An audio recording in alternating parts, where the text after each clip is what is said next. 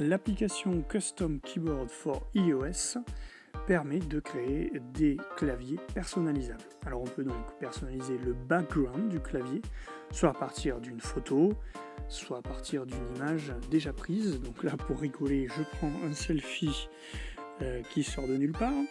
Ensuite, on va pouvoir associer pas mal de choses, notamment donc la couleur du clavier, des touches du clavier, et on a un choix hyper vaste avec des nuances et choses comme ça.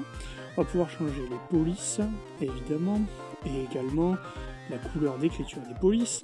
On va aussi détailler ce qu'on appelle les shadows, les contours.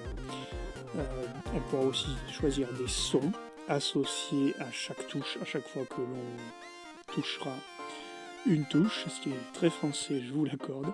On pourra également choisir le type d'effet d'animation lorsque l'on va toucher une touche, c'est-à-dire à chaque fois qu'on va appuyer, comment en fait la touche va se mouvoir. Donc on se trouve ici dans Key Animation pour pouvoir choisir ce type d'animation. Et une fois que l'on aura déterminé tous ces paramètres, eh bien nous allons nous rendre dans les réglages de façon à pouvoir activer le clavier que l'on a créé. Donc rendez-vous dans Général, puis Clavier. On touche en haut Clavier, on ajoute un clavier, donc on voit ici Custom Keyboard for iOS, et on va lui autoriser l'accès complet. Sinon, on ne pourra pas l'activer. Alors voilà, on se retrouve dans l'application et on va sauvegarder, on va appliquer le thème que l'on a créé.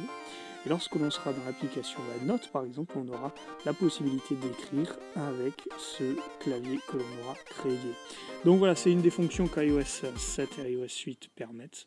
C'est assez fun, pas forcément utile, mais ça peut avoir un intérêt indéniable pour l'éducation. Je vous laisse expérimenter.